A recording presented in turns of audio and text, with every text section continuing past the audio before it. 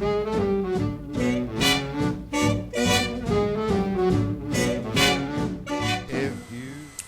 there. Okay, one more thing I wanted to do today. This will probably be 3 videos coming up today because I do my talking videos on Friday now. I'm kind of decided to start making 2 videos a week because I felt like I was kind of losing touch with you guys because I wasn't talking very much. I was doing a lot of my text tutorials, so I wasn't speaking enough. So I'm going to try to do one of these a week. And I just did a video on makeup essentials. I wanted to do a quick book review, styling book review. I have shown you this book many times. This book has been in my 3 or 4 of my videos. I use it often for authentic vintage hair setting techniques. And I have shown this to you before. I got it through Bramcost Publications at Amazon. And I have an alternate book from Bramcost also that I got at close to the same time as I got the other one. And I think it's a little confusing. I've shown it to you once before. I wasn't that impressed with it initially, and so I haven't even featured it on my channel again. But after reading it in detail, I'm actually a lot more impressed with it than I originally thought. This book is called Creative Hairstyling. It is only slightly different title, so don't get them confused. You can see the covers are different. This one's called Creative Hairstyling, and it's about swirls, curls, and water waving technique. Water waving was something that was really popular. That's also known as finger waves, but it's something that was really popular, especially in the 20s and 30s. And then, as I've mentioned before, it softened up in the 40s and wasn't quite as defined. But I got this book because it does deal with water waving. And it doesn't go into descriptions of the hairstyles that the other one does, and that the 1940s hair book by,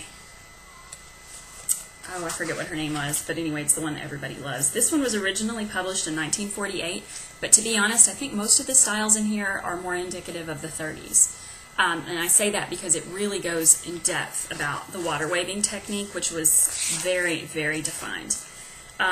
It talks about shaping and tapering for successful vintage styling.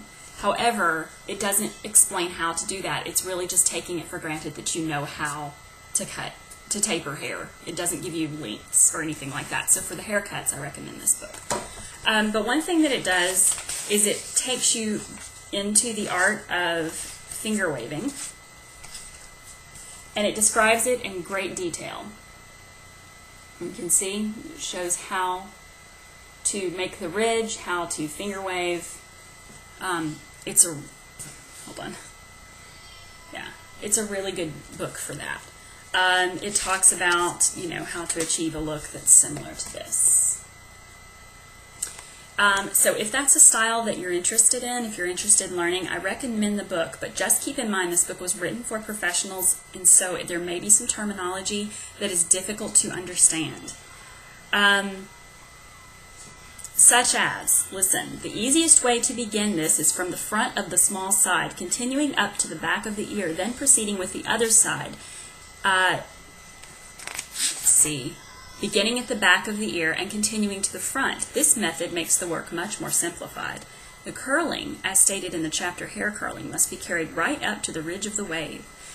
Now, terminology like the ridge of the wave and the small side, that's not going to mean a lot to people who aren't really in the know. So just keep in mind that this book is written for people who have some knowledge of vintage hair already.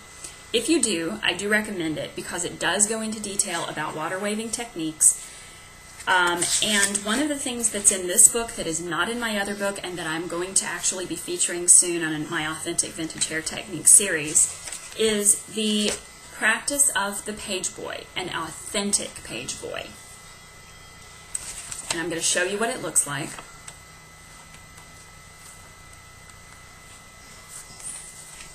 That is an authentic Pageboy. And it shows you the pin curls that are needed for it. And unlike this other book that I have, it doesn't require as many pin curls to achieve the look, which I really like because I have fine hair. But it has some really interesting ideas. This one here, for instance, is how you achieve the Pageboy, and you basically do it by tying a ribbon at the base of your head and then tying it at the top. That will give you that ridge there before you get to the Pageboy. So I'm really anxious to try that. It's the only thing in this book that I absolutely want to try on camera for y'all. Most of the styles in this book are extremely elaborate. Like, not my aesthetic really at all. It does give you some really good options for elaborate 1940s hair, but not necessarily something that I think is wearable or reasonable. Do you see this? That's like haute couture of the 1940s. So anyway, even though some of these styles are a little too elaborate for me, I do want to try that one. And so I do feel like that this book is a worthy purchase if you're interested in water waving and if you want to try those things. It also describes pin curling. It describes a little bit of the cutting. But for the pin curl technique and for pin curl settings and things like that, I think this book is probably a better purchase for authentic hair. Now, I have mentioned before to you about Lauren Reynolds' book about achieving 1940s hair using modern techniques.